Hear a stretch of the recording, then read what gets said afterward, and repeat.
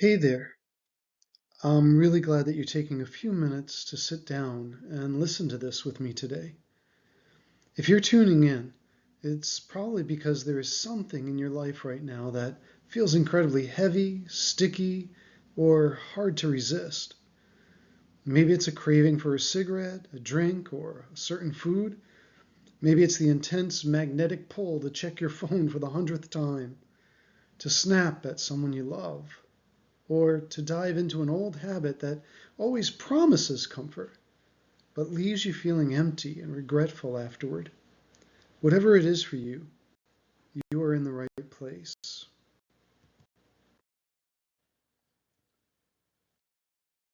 Before we talk about how to handle these intense moments, let's look at what we're actually up against.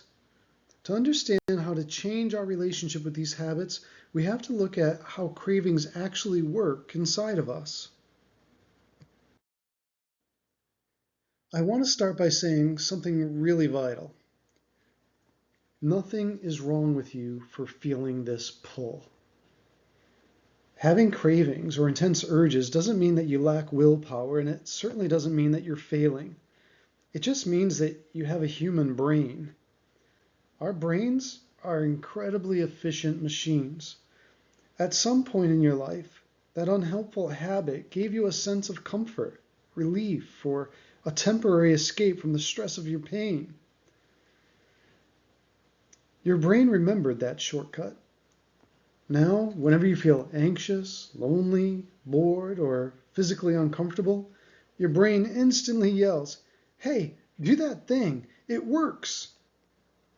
The real trap is that when the urge shows up, it speaks to us like an absolute command.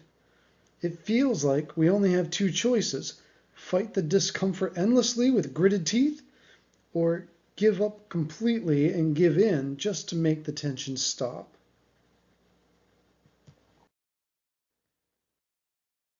But there's a third option. Instead of fighting the waves or getting pulled under by it, we can learn how to grab a surfboard and ride it out. Think about a physical wave in the ocean. It doesn't just stay a giant wall of water forever. It starts small, it builds and builds. It hits a peak, a maximum point of intensity. And then it naturally breaks, foams, and rolls onto the shore, losing all its power.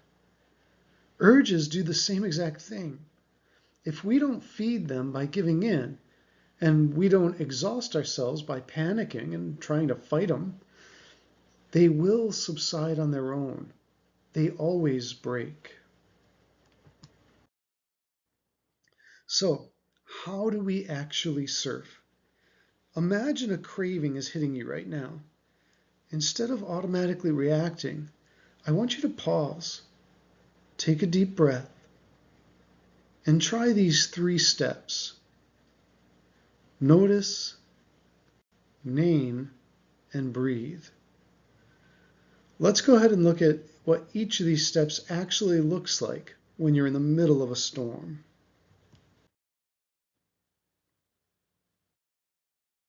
First, we notice. Urges are not magical, invisible forces. When you strip away the mental drama, an urge is just a collection of temporary physical sensations in your body. So, turn your attention inward, like a curious, gentle scientist. Where is this urge living in you right now? Is it a tightness in your chest? A hollow emptiness in your stomach? Restlessness in your hands? A clenching in your jaw? Just look at it. Study its physical boundaries without trying to change a single thing.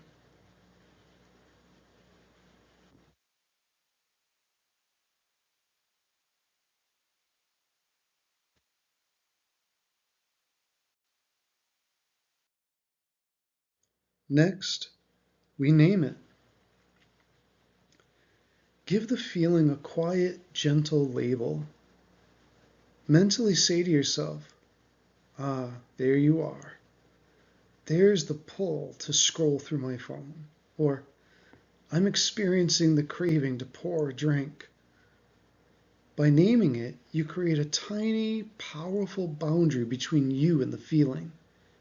You realize, I am the person observing this sensation, which means I am not the sensation itself. You are the ocean. The urge is just a wave passing through. And finally, we breathe. Your breath is your surfboard. You don't have to push the wave away. Just breathe directly into the discomfort. Imagine your breath expanding around the tightness, making room for it to exist. You don't have to like the feeling. You just have to permit it to be there for this moment.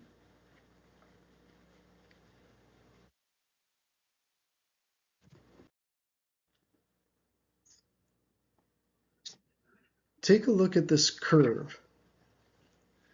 Neurochemical research shows us that if we leave an urge alone, neither fighting it nor surrendering to it, the physical intensity of a craving usually peaks around the 10-minute mark, and then it naturally decays.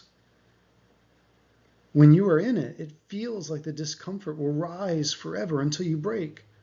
But that is a physiological illusion. It peaks and then it drops. If you can surf for just 10 to 15 minutes, the wave will deposit you back on calm sand. And this is really the key, to know that this urge will dissipate. It may come back, but then you'll ride it again and you'll ride it out. Let it do its work and let it come naturally to its own conclusion.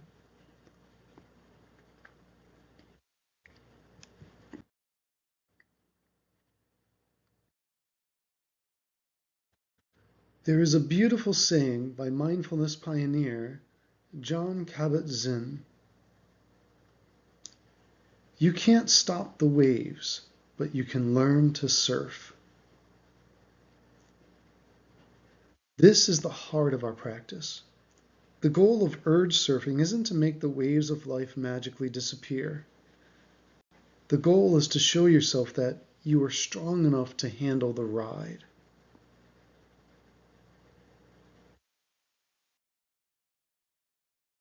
The next wave of craving will arrive.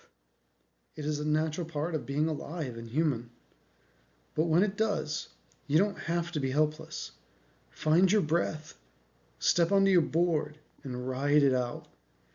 Every time you surf a wave to the shore without giving in, you take a piece of your personal freedom back. Be incredibly gentle with yourself as you practice this. Take one more deep, grounding breath with me.